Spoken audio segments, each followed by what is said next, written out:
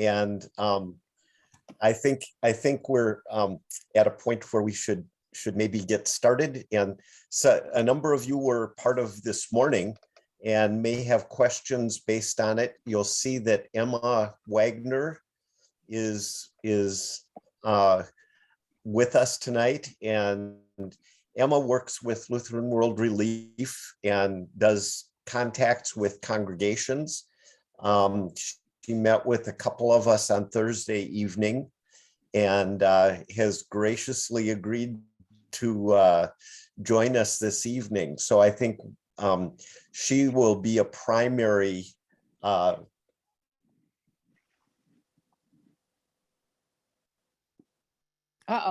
focal point or person to dialogue with this evening, and others of us may also have some questions to bring up. Before we go to Emma and anything she may want to share, I think there was mention that the little video clip of Lutheran World Relief did not, the sound wasn't very good. Online or in person. So I'm going to share my screen and then show that videotape, and hopefully you'll be able to get in on it, and we'll let's see, do I have a share the sound? Yep, Steve, if you just make sure you click the button that says optimize for video usage, and I can just briefly introduce the video. Hi everyone, I'm Emma. Okay. I work as part of our congregational engagement team at Lutheran World Relief, and so Emma, I can't hear you. Oh, can everyone else hear me? No. I'm sorry, Karen. Sorry. So I was just saying the video clip that Steve is going to show is a video that we put together for our 75th anniversary. And it's just a brief kind of take a look at where we've been and what we're working on now, and just kind of a good kind of introduction to our mission. Let's see. Are you seeing it now? Not yet. Nope. You haven't shared your screen yet. Okay.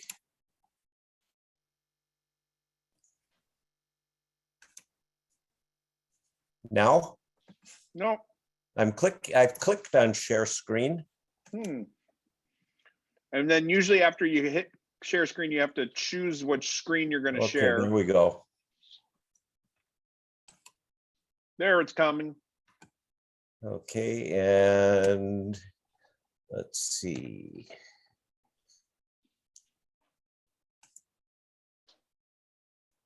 Optimize for video. Share sound.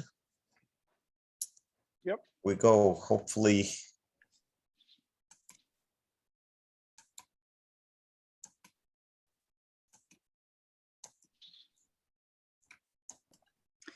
Okay. Steve, click on the play button at the bottom left. There you go. Everyone okay? Yep. 1 in 5. That's how many Lutherans were left homeless at the end of the Second World War. In 1945, Lutherans in the United States mobilized to respond to the humanitarian crisis in Europe through a new agency called Lutheran World Relief. The mission quickly expanded, sending love where needs were greatest. Now, 75 years later, you continue to respond to God's call to be the body of Christ to some of our most vulnerable neighbors throughout the world.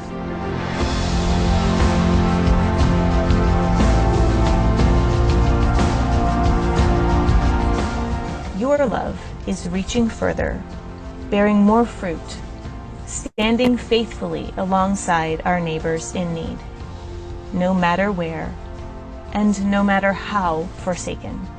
You are a light in the darkness for those in need around the world.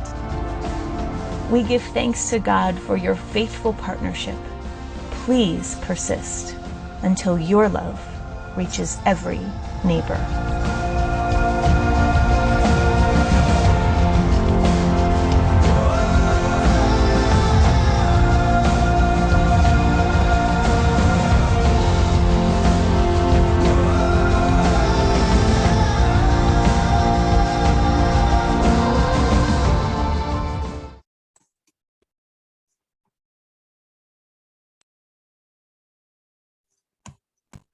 Okay.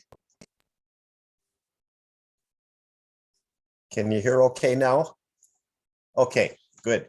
So Emma, if you'd like to add some things, we'd appreciate hearing from you, and then we can go with questions. Elizabeth is online and has some. My daughter is not this evening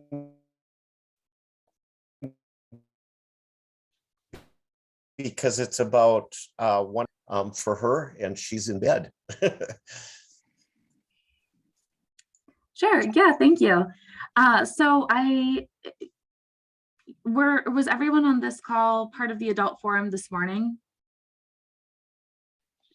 Okay, some yes, some no. Okay, so maybe I'll just quickly go over what Lutheran World Relief's response has been in Ukraine so far and what we are imagining it will be in the future, and then take questions, if that's okay, Steve.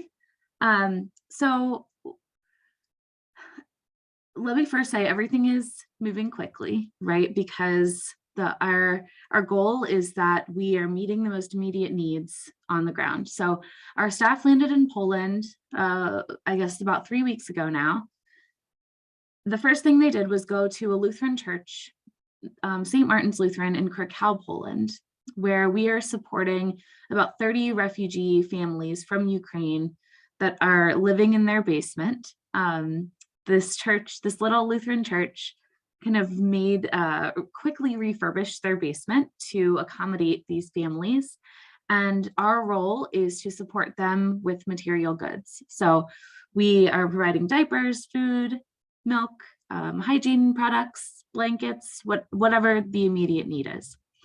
This past week, we also started a cash assistance program because we were hearing from families that while they have resources, just like you and I might, they were unable to stop at the bank or ATM on their way out of Ukraine.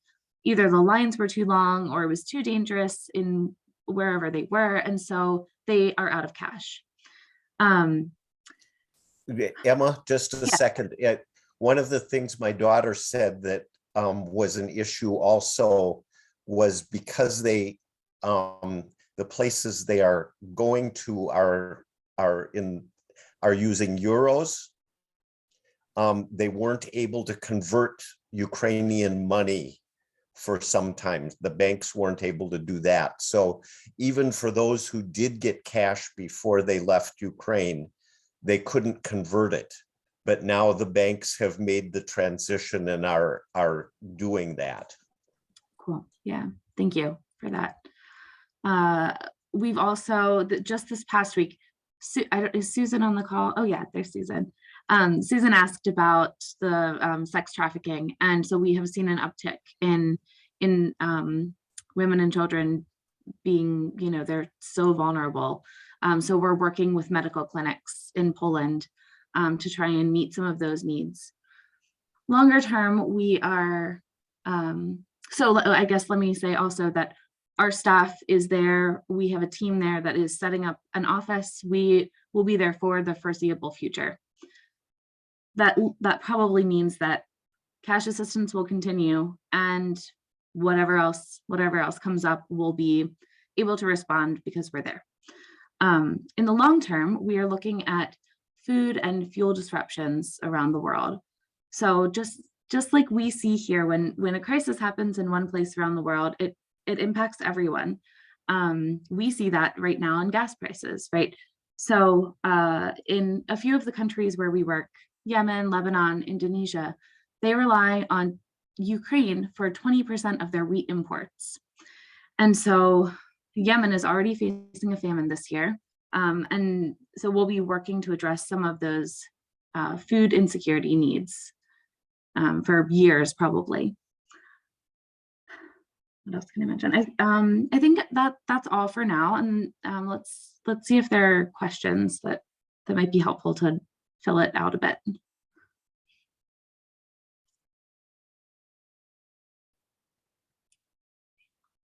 Yes, sir, Kent.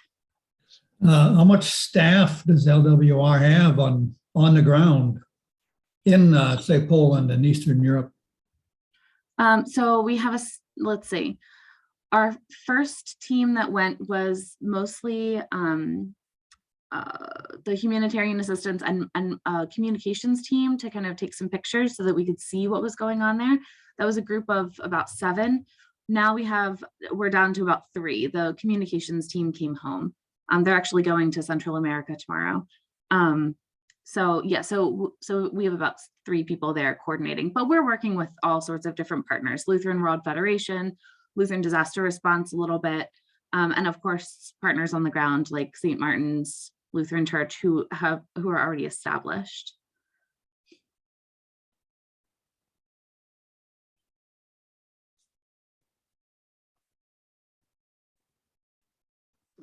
Dick Jacobson, it looks like maybe you had a question or you were talking, but your microphone is muted.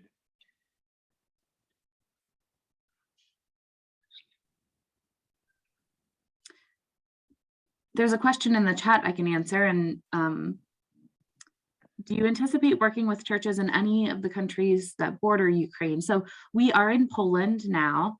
I don't know. Beyond that, I'm not sure. We haven't heard, but I anticipate that we might eventually get into Ukraine itself. Probably after this initial, all the bombings, probably when kind of the bulk of the war is over, we will probably be in Ukraine to help with the rebuild and housing, those sorts of things. I have a question. Go ahead, Dick. How can one contribute to the effort that you're Sure, I'll put a link in the chat. So lwr.org/match, or you can send a check directly to Lutheran World Relief. We've a few generous congregations that have agreed to match gifts up to $422,000 through Easter. And so that's a good way to contribute. So if you don't want to donate online and you'd like to send in a check, just make sure you put Ukraine in the memo line, and then that money will go directly there. I think a check, correct me if I'm wrong, Pastor Peter, but I'm guessing that a check written to Lutheran World or on behalf of Lutheran World Relief sent to the church would also be forwarded.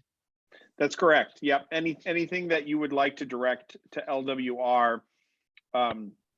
Just to clarify, last week, our special offering that we were collecting during Lent, each week we've got a different ministry partner. We had designated that offering for Ukrainian relief assistance through the Lutheran through Lutheran Disaster Response. And so if you choose the Lent offering, know that it will go to LDR, not LWR, which is a little bit of a distinction. I apologize, I wasn't paying attention. Did we clarify that for folks yet? Or no, Steve, you're... Yeah, I'm muted. This evening, I think we hadn't gone through the distinction of the 3, which we did this morning. But the Lutheran Disaster Response is ELCA, and it's mainly addresses disasters, whereas Lutheran World Relief, as Emma said, one of the things they'll be doing much more of is on the ground in Ukraine with the rebuild and the development. And so Lutheran World Relief does both disaster response, but also the development over a period of time. Yeah, and Oh, sorry. I'm sorry, Pastor. I was Go just going ahead, to add. Emma. You're the expert on LWR. Go for it. I was just going to add that Lutheran World Relief's mission is to end poverty. And so disasters often impact the most vulnerable and the poorest among us. So that's why we're in that space. But traditionally, we've been focused on livelihoods and sustainable livelihoods, lifting up communities out of poverty. And so we do both. And it's probably not uncommon for our partners at the ELCA with Lutheran Disaster Response, when they are trying to respond in needs, they reach out to the variety of partners that operate through the Lutheran World Federation around the world. And so you can probably name a number of occasions when LDR and LWR have pooled their resources and contacts and made efforts in cooperation and coordination with one another. Try not to be too duplicative, but to really support the work of each other and to make sure that we as a Lutheran expression of the church are offering as much assistance as we possibly can through known and trusted partners. The blessing of the Lutheran expression globally is an impressive thing, but we know we're not the only people as a church that are out doing God's work in the world. And so many times these Lutheran bodies and Lutheran expressions reach out and work across denominational lines, across governmental lines. Emma, share a little bit about your at Lutheran World Relief. I found this very interesting. Peter? Yeah. Just an interjection. I think for our congregants, it would probably be just if our members want to just send the check to Prince of Peace for Ukrainian relief, that's a decision that could be made by our administrative team and if necessary the council. We don't have to have every member try to decide exactly which organization it goes to. That's right. Yeah, absolutely. Yeah. Anything that comes to the church for this response, we'll make sure it gets into the hands of those organizations that are doing this work. Thank you, Michael. The organization that Emma works with, Lutheran World Relief, gets funding sources from a variety of places. The largest is your tax dollars. Why don't you say a little bit about that, Emma, and share some information on that front? Yeah, sure. Thanks. So the majority of our revenue comes from government grants, not just from the US government, from France, Great Britain, Canada, a little bit from Canada, and from our government, mostly in the form of USAID money. So those are restricted funds that allow us to have great impact around the world. Money from congregations and individuals makes up about a third of our revenue. And that money is really important because it's mostly unrestricted. So we're able to respond quickly and creatively and even pivot if we need to, depending on what the need is. For example, I can share a brief anecdote about that. When the port explosion happened in Beirut, Lebanon in August of 2020, I don't know if any of you remember that, it was on the news. We thought we had shipping containers full of quilts and kits that were going to a Syrian refugee camp on the border. We thought they were destroyed in the blast. It ended up that they were surrounded by concrete barriers and saved, and we were able to distribute them. But in addition to that, the port is right in the middle of the city. And so 300,000 people were displaced. Their windows were blown off, doors were blown off, small businesses, the same thing. So quickly, our humanitarian assistance team was there the next day, assessing the damage, formulating a response. And so quickly we were able to start repairing homes and businesses and giving out food and hygiene kits, that sort of thing. We realized that other aid organizations were giving out food as well. And we were hearing from community members that they didn't have a way to cook it. So with money from congregations, because it's unrestricted, we were able to quickly pivot and buy 120 appliances for families to cook the food that they were getting from other aid organizations.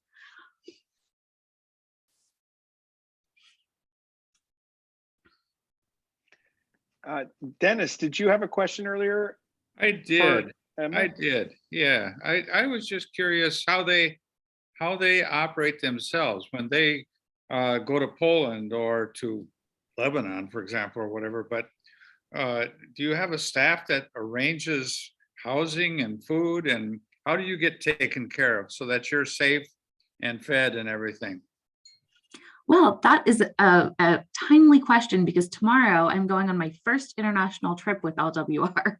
So I'm going to Peru to see one of our projects in action. And so, yeah, so we have a global security officer who does security briefings and makes sure that we're safe. And LWR, yes, they arrange all of the things, the flights and housing and food. It's not fancy, but it's always safe, you know, and I feel very comfortable working for them, and I would feel comfortable going here. So in Ukraine specifically, when our staff landed in Poland, our communications team wanted to go into Ukraine because they wanted to see exactly what was going on and get information back to the rest of the staff here in the US. Our security officer said, no, and here's why. They would have had to turn off their geolocating on their phone because it was just too dangerous, because Russia is using drones to locate people and bomb them. So yeah, so to answer your question, we're well taken care of. Of course, I guess there's always a risk with everything you do. And when we're going into some of the poorest places around the world, there's always a level of danger, but LWR has made a commitment to be in those places because there's great need. And we feel like that's part of our mission. And where do you get translators if you need them? Yep, so sometimes on staff, and sometimes our local staff in country will hire translators.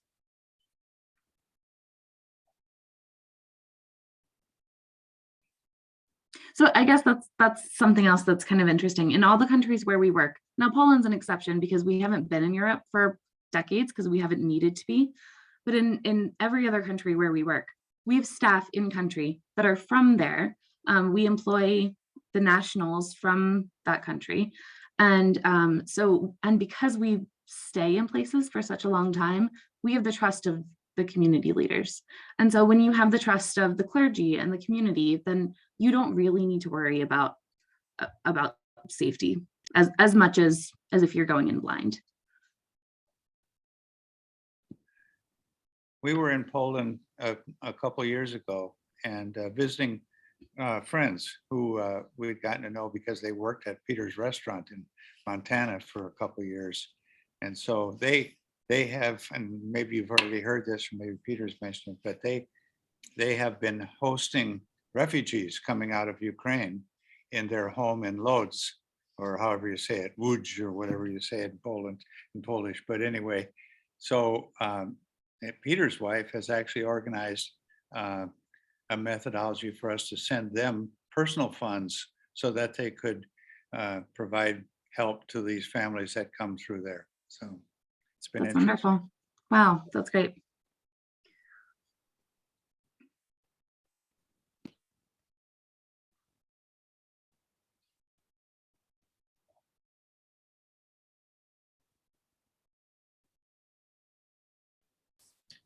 Elizabeth, I wanted to thank you for your comments this morning and how close you are to some of the Ukrainian people, and appreciated that input you had, and hope you'll be able to continue to keep us informed as far as how they're doing and what you might learn from them. And so thank you for your comments.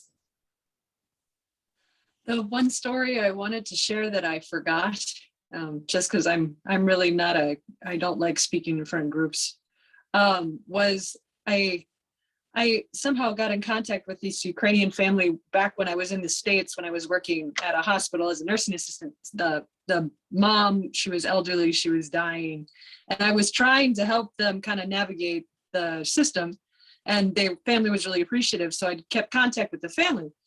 And I reached out to her after everything happened, and I'm like, hey, how are you doing? And she told me the story of her sister, who's about 75, and they live in Kharkiv. And her sister's husband had had a stroke before this whole thing happened, and they couldn't leave their apartment. They couldn't take shelter in the bomb shelters because he couldn't leave because he had a stroke. And I just think, you know, this was nothing that anyone could have planned for. And there's probably thousands of people with that kind of story where they're just stuck in a place where they're not safe because they just don't have any other option. And I mean, we can relate. If someone has a stroke and having to take care of a sick loved one, to me, I just want people to be able to relate on a human level to what is happening to people in Ukraine. Where does it say video?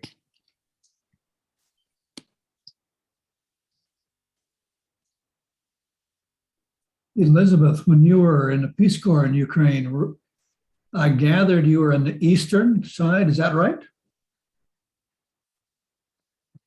Well, so how it worked was you had a host family, and that was close to the capital. So we were in 4 months in a little town called Rishchev, which was a village, where we learned English and did some teaching there.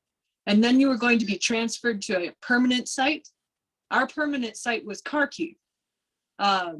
And we ended up early terminating, so we never went to Kharkiv. We saw it, and but we ultimately decided, for Andy and I, it wasn't the right place for us to be at that time. So I got to see a little bit of the east, but most of my experience was in central Ukraine, about 30 minutes by bus south of the capital.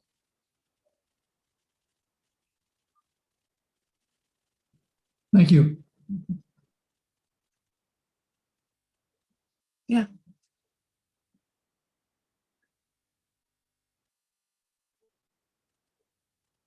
This is Dennis again. Help me with my history here. How long has Ukraine been an independent country? 1991 is when they got their independence from Russia, when they declared their independence from Russia. Okay. And then 2014 is Right. when the initial conflict happened, where Crimea was annexed, and I think Donetsk.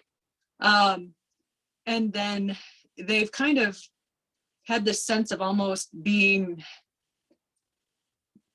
not occupied, but the eastern side, there's been a Russian military presence there since 2014. And then it's just escalated. And now we are where we're at. But people have just had to go about living their lives because it's just the presence has been there since 2014. They couldn't, even though they were there, they never thought this was going to happen. My host daughter, she talked about the week before it happened, she'd actually texted me because she was all annoyed because her mom woke her up to walk her brother to school. So like the week before it happened, everything was just normal. Like she was walking her brother to school. She had a job interview. She says during the job interview, she asked people, she's like, do you guys have a plan? And they're like, oh, we got through COVID. We get through this. And I'm just like, I mean, they weren't prepared for this.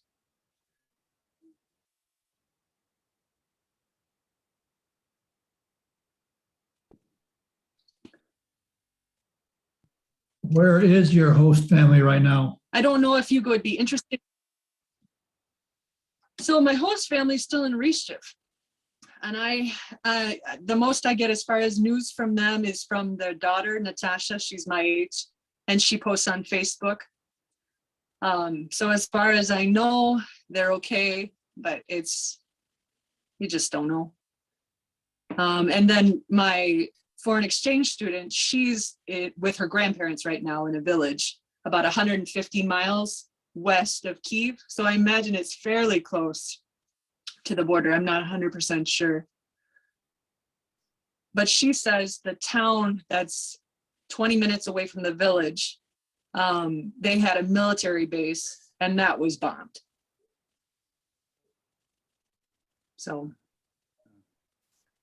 I don't know if you'd be interested in seeing if we could get that video to play. My host daughter sent a video. Yeah, I think that would be good to try to play that if you could. Sure. Let's see.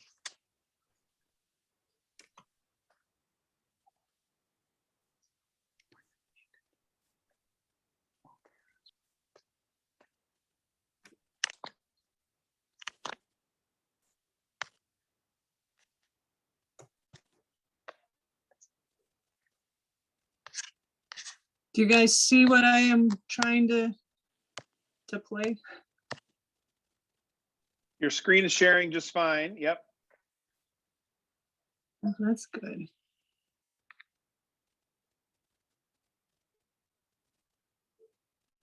It's loading. Cross our fingers. My house doesn't have the best internet, so sometimes things take a little while. Let me try one more time.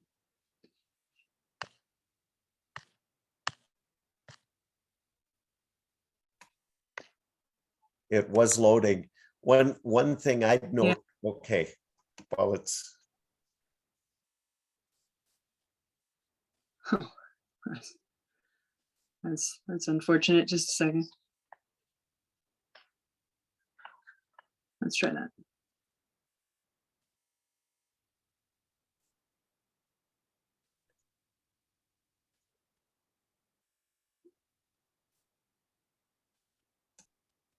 That looks better. This is Lisa. She lived with us in 2017. She's 21 years old.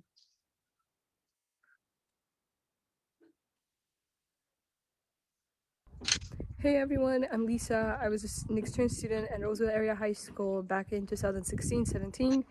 I'm originally Ukrainian and that's my homeland. 6 days ago I had to flee my home city because at 4 something in the morning the president of Russia declared military operation to happen in my country. For 6 days the various cities in Ukraine were bombed with different sorts of weapons. Most of them are not allowed by any of the agreements that the countries have anywhere in the world. There was a big explosion roughly a mile from my apartment building back in Kyiv, the Ukrainian capital. I'm currently staying with my parents, my little brother, my boyfriend at my grandparents' place. Around 150 miles from the city. It's relatively safe here because as you can see, the concept of safe does not exist anymore. We thought we were entirely safe back on Wednesday, but for 6 days now I do not know what's gonna happen when I wake up, what's gonna happen when I read the news, and what's gonna happen like any minute of my life. I try to urge any people I know abroad to spread the word, to call your senators, to donate if you can. I will be sharing links to funds and easy systems where you can donate any sum of money. Honestly, every dollar counts. Most of the money go towards helping the Ukrainian army fight the aggressor. Some of the money goes to help the civilians who were injured, who were killed, who lost their homes. My plan right now is to stay here and help as much as I can. I will show you some of the things that Ukrainians do right now on daily basis all over Ukraine in different villages.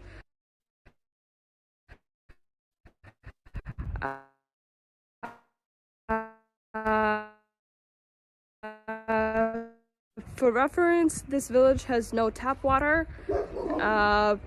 no like centralized heating or anything. My grandparents use I have no idea how you call that. I think probably a stove where you put wood and you light up the fire and it heats up the place. There are less than 50-60 people living here. It's super tiny, but even from places, there is some weird vehicle passing by. Even in the places like this, people try to help. For now, women are making conserved meat to send to the soldiers that are protecting us from the measles. That's the least we can do, except like donating money and spreading the word. So I'll show you some of the stuff that is done. Yeah, I think you will find it surreal because it all looks like a movie, you know. For 6 days now, I do not know what day it is. I have no idea. I just know that it's the 6th day of the war happening in my home. Something you probably never heard and never saw. So these are women that live in the village. That one is my mom. They're cutting meat to preserve it in the little jars. It will be cooked and sent to the soldiers. It is a type of food that can be used for a long time without going bad. They're singing Ukrainian anthem. Yeah, that's something that is a part of our reality right now. Yeah. So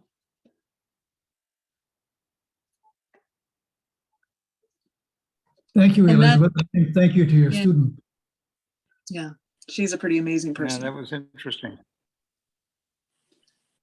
Yeah, that was interesting.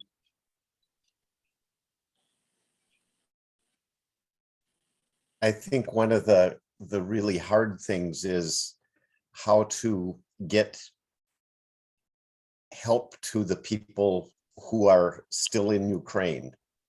And that's certainly a challenge. And then I think, Emma, you're mentioning the purpose of development and reconstruction when that's possible, because it's going to be such a long-term thing. The destruction has been incredible. I read an article today that quoted some figures from like an economics task force in Kyiv or wherever, and they've done an analysis of all the buildings that they are aware of that have been destroyed, school buildings and medical buildings and whatever, government buildings. And their estimate right now, the total cost of those buildings alone is $63 billion. So hopefully those oligarchs that we are taking the money from as much as we can may total up to some number like that, so we can give it to the Ukrainians to rebuild their country someday.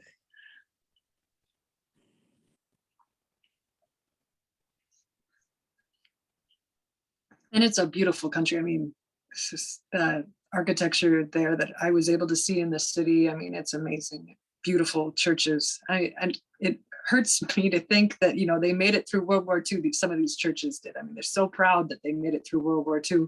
And then we have this new conflict. And I just hope that they can make it through this conflict, this war. That's very true.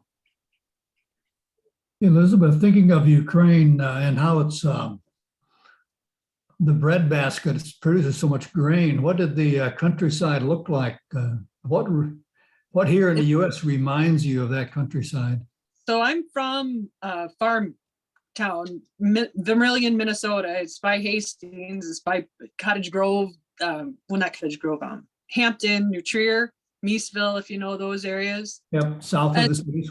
South of the cities, where there's just fields and fields. You drive through lots of farm fields. That's Ukraine. I mean, the latitudes, the latitude's the same for Minnesota. The weather's the same. Like the cold that we feel here, that was the same in Ukraine. So it reminds me of Minnesota.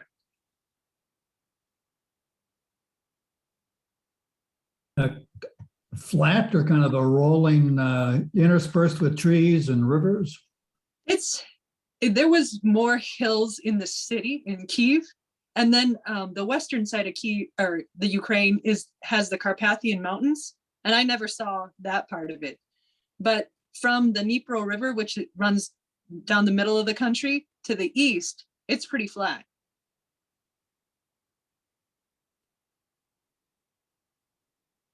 They tell the story that during World War II, the Germans came and they would take like train loads of the soil out of Ukraine just because it was such rich soil, because they are so much of an agricultural country. That was one of the soil and the climate, a blessing and a curse in the sense it was good, but then they were seen as places to go in and take over. Yeah, it's the resources. It's very resource rich country. But it is its own culture, its own language, its own history.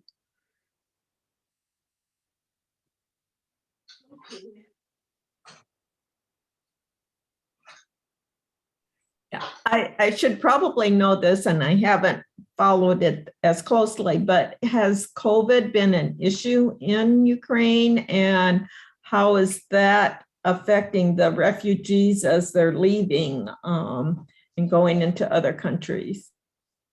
So COVID, yeah, it was an issue in Ukraine, just like it was here. They had shut down things. Lisa had to quarantine with her family in Kyiv. Her little brother, she's a 10-year-old little brother, he had to attend school virtually. They had finally started to lessen restrictions because Omicron had happened, and like the rates went down and things were starting to kind of open back up, very similar to here. I think it was a little more lax than what we were doing in Minnesota. But they were still following precautions, and our hospitals were dealing with sick people and needing respirators and things like that. So now you have this refugee situation where I don't see a ton of masking happening, and they're all in close quarters. We'll see. I mean, they had vaccines. Lisa was vaccinated. So I don't know how many of the refugees leaving Ukraine were vaccinated. I don't know what the rate of COVID was in the country. But hopefully there's some immunity.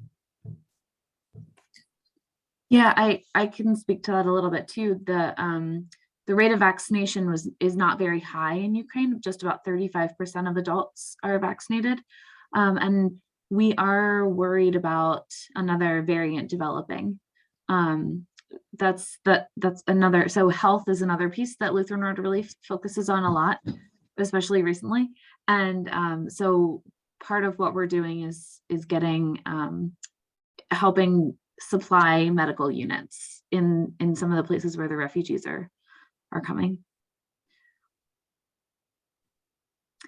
And you all, I am so grateful for this time tonight, but I have my 2-year-old daughter here in the hotel with me, and I need to put her to bed. So if there are any like last minute things, I would be happy to do that, but otherwise I need to jump off. You should do that. Thank you very much. Yes, thank you so much. you. I was aware that your time was going to be limited. I should have said something to start with, but Oh, no worries. I'll put my email address in the chat. Let's see. If you have any other questions or want to reach out, I'm always available. So please do be in touch, and maybe I'll see you all again the next time I'm in Minnesota. Yep, safe travels. Yes. Yeah. Thank you. thank you so you. Good much. night.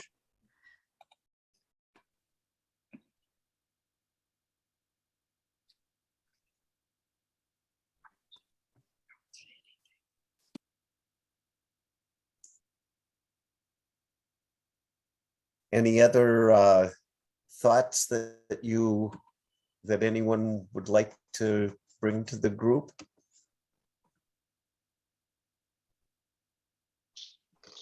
Elizabeth, has Lisa or any of the other Ukrainian friends expressed interest in trying to get to the US at this point?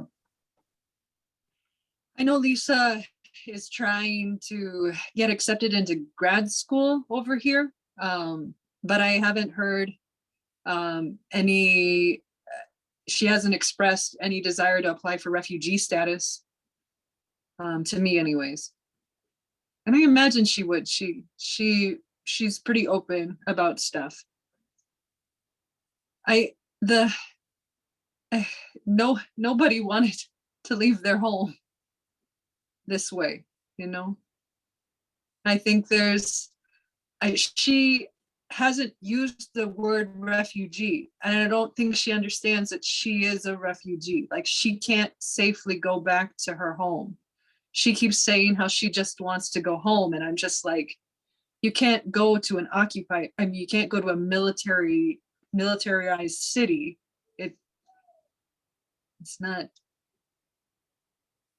That's not living. My parents told stories of during World War II of having people from Europe come through, and they were referred to as displaced persons. Refugee wasn't in that list. Yeah, we did the same thing. My dad paid for the transportation for a family of 3, father, mother, and a young girl from Estonia after the Second World War, and we referred to them as DP for a while, but they lived with us for 7 years.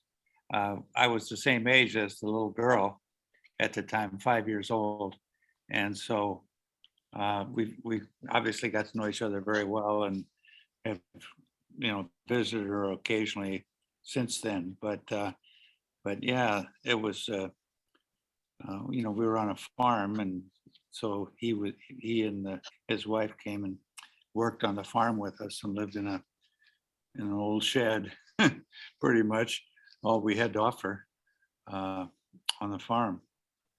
And I still remember those days. So I have that question because there was an interesting article in the Minneapolis paper in the last day or two about a family that flew into Fargo and was going somewhere in northern Minnesota. And so should we be, as a church, trying to use our funds to bring those people to the US? Or do we do what Peter Dan did and try and support families while they are struggling?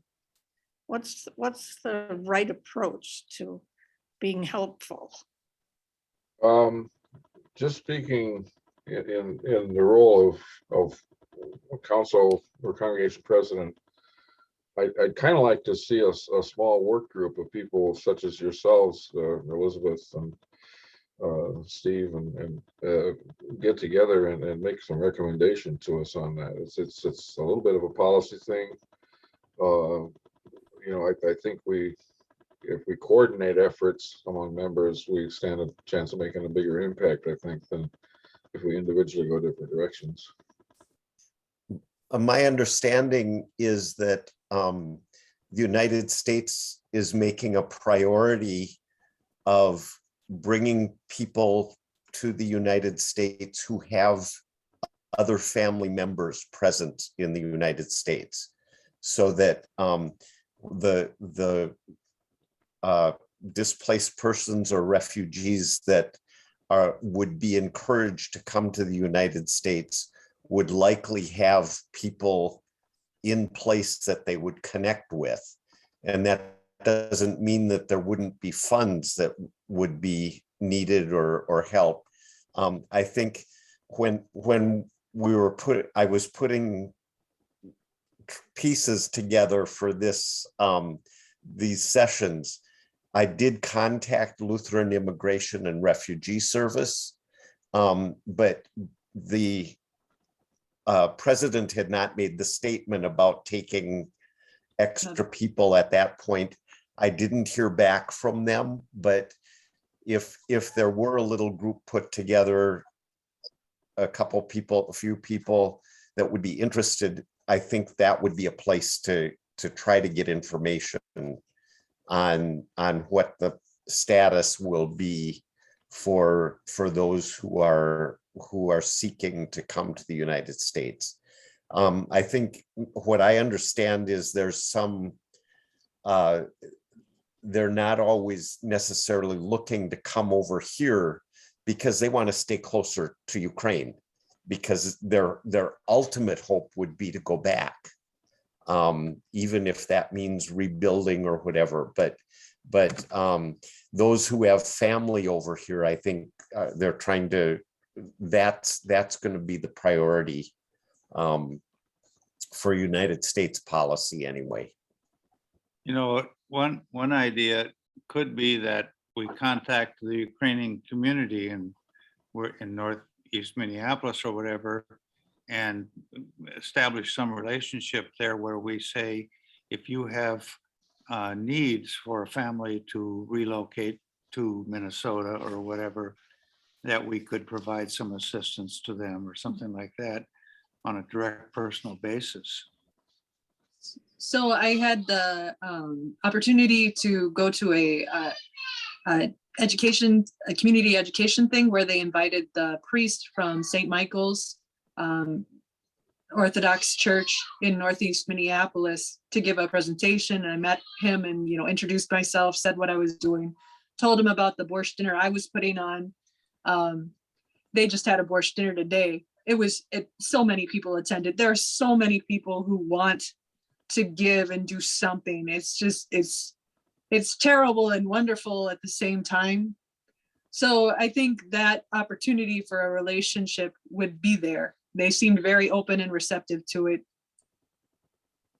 If that's something we decide to pursue, I don't know when we'd be clear of whether a need has presented itself or right, how the process happens.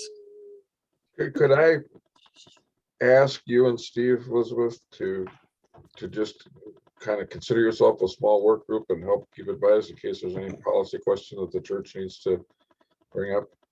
I'd be happy to help any way I can. I'm willing to do that too. Okay. And anybody else who would like to, let us know.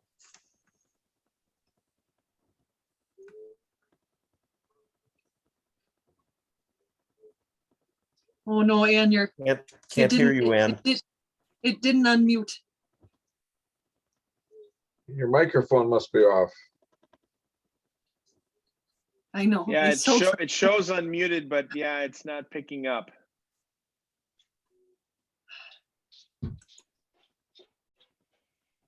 She's saying, I think I got thank you to two of you, Steve and Elizabeth, for stepping forward and taking a leadership role. So one of the few times that Ann doesn't have to do everything herself. So we're grateful for that. And we're eager to hear other opportunities as they present themselves. I'll just offer, maybe here at the tail end of our time together, a little anecdote my dad referenced to. And if you were in worship last week, you heard me share in my sermon ties to our friends, Nina and Paul, who worked for us 15 plus years ago and are now tending to helping refugees who are coming into Poland, and they're helping to find housing solutions for them, including just the temporary use of the guest room in their home, or I think it's one of their kids' bedrooms that they've repurposed as a guest room. To help transition folks immediately when they arrive, but then helping to secure some more permanent housing, because truthfully, it as much as everybody would love to imagine a quick end to this conflict, as has already been shared, that there are permanent changes afoot in the midst of people's lives, and the disruptions are going to be substantial for some period of time. And so, yeah, there's going to be a big spectrum. There's going to be those who just, vacate temporarily and return as quickly as possible if that is an opportunity, or who want to hang on to that prospect. Then there are those who want to stay nearby, who want to be close in that area and don't imagine, completely relocating. And then there are those who will completely change their lives and come to other countries like the United States, long ways from home, and sort of start afresh. Hopefully they'll have some connections and an immediate community around them, whether it's family or connections that they have from other places. And certainly are those who are will be on their own. And so somewhere in the midst of all of that, this is the human story of how we have to consider all of them, our neighbors in our midst. We also, I caution us to be reminded that there are many in Russia who are being affected by this as well. You've all heard the stories of the Ukrainians and the Russian people are distinctly different, and yet there is so much cross pollinization, we say, between them. Many people who have family in Russia and Ukraine and back and forth, and my heart breaks for those people who are caught in the middle of this because of the decision making by those who hold on to all the power to push the buttons that make these terrible things happen, and the consequences attached to that. Whether they're in favor of this action or not, there are consequences as we are reading, and the decisions that our leaders are making around sanctions and all of that, that will impact everyone on some level. And yeah, for us, we have to complain about high gas prices or disruptions of this parts of our life, and yet we're in this as one global family, and we are one church. The body of Christ does not draw distinctions amongst the language you speak, the political system that you subscribe to.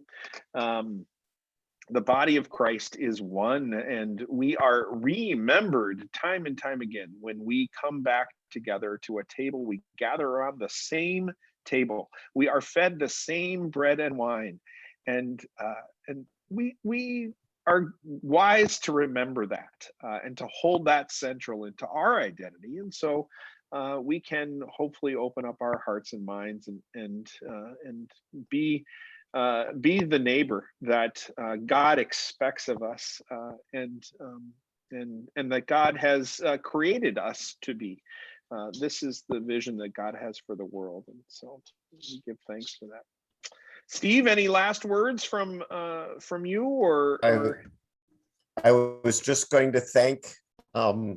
I don't know if she's gone.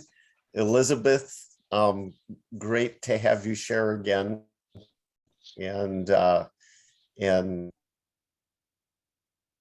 Pastor Peter for kind of coordinating the call. Yes, thank you, Steve, for all the work you've done to put this whole thing together. And all of you for participating. I think it's really great involvement. So wonderful. Your daughter too, Steve. Yeah. Yes. Yeah. Naomi. Yeah, Naomi. Yeah.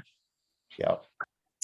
So I just want to put one more plug in, and I'm sorry I haven't gotten the handout to you, Peter. But April 8th, Friday, 4:30, abortion bread fundraiser for Ukraine at the high school. Yeah, Elizabeth, give me some info so that we can get that communicated in our variety of platforms and streams. We're thrilled to be able to do that, and thrilled that the congregation can support in its in providing some resources to help make that possible. Thank you so much for the dish. Of course. If any of you, the rest of you, want to put on a borscht fundraiser, you just come to me and we'll loan you all the soup bowls you need. So I know. Yeah. All right. Well, blessings to you all this night. Well, thank you all. Yep. Thanks. Pray for peace.